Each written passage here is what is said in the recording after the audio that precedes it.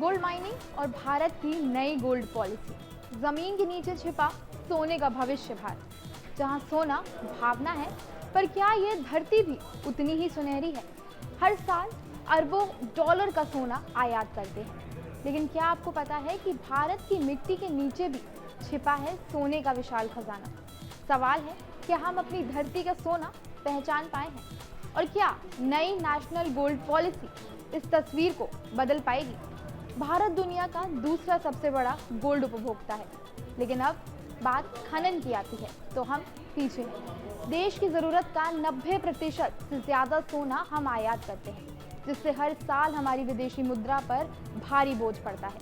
यानी हम सोने के दीवाने हैं, पर खुदाई में कंजूस हैं। भारत में सोने की खानें सदियों से मौजूद हैं। कर्नाटक की कोलार गोल्ड फील्ड्स KGF, जिन्हें कभी भारत का एल डोराडो कहा जाता था, 2001 में बंद हो गए क्योंकि उत्पादन लागत कीमत से ज्यादा हो गई थी। लेकिन अब कहानी फिर बदल रही है। जियोलॉजिकल सर्वे ऑफ इंडिया के मुताबिक भारत में 500 टन से ज्यादा संभावित सोना भंडार नई जगहों पर मिला है। झारखंड, छत्तीसगढ़, राजस्थान, उत्तर प्रदेश और केरल में। अगर इन भंडारों का उपभोग सही नीति और तकनीक से हो तो भारत आयात पर निर्भरता काफी घटा सकता है।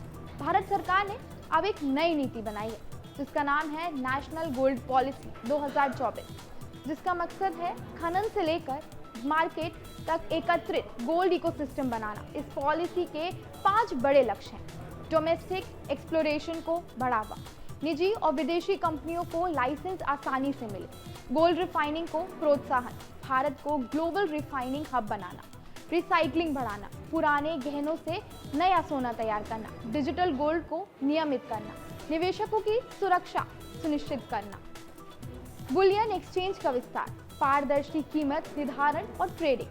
भारत के 4 राज्यों में गोल्ड माइनिंग की सबसे ज्यादा संभावना है। कर्नाटक खूंटी गोल्ड माइन अब भी सक्रिय है, सालाना करीब 1.5 टन सोना निकालती है। झारखंड और छत्तीसगढ़ नए रिजर्व की खोज जारी है। राजस्थान बांसवाड़ा क्षेत्र में विदेशी कंपनियों को ब्लॉक ऑल्ट किए जा रहे हैं। उत्तर प्रदेश सोनभद्र, जहां 2020 में 5000 टन संभावित भंडार की चर्चा हुई थी, लेकिन बाद में GSI ने पुष्टि की कि वो आंकड़ा अतिशयोक्तिपूर्ण था।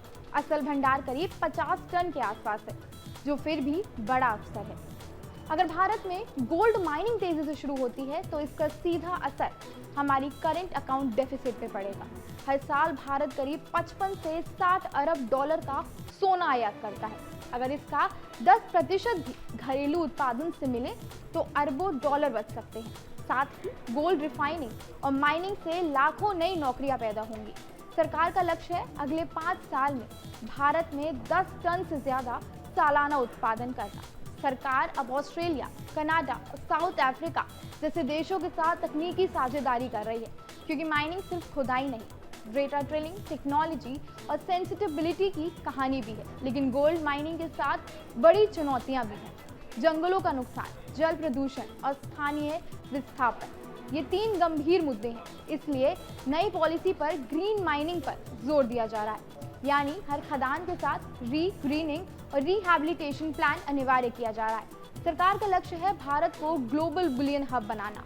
इसके लिए India international bullion exchange Gujarat के GIFT सिटी में काम कर रहा है। अब सोना सिर्फ ज्वेलरी नहीं, बल्कि ये वित्तीय परिसंपत्ति के रूप में भी देखा जा रहा है। यानी आने वाले दशक में भारत सोना आयात से सोना उत्पादक और व्यापारी बनने की दिशा में बढ़ सकता है।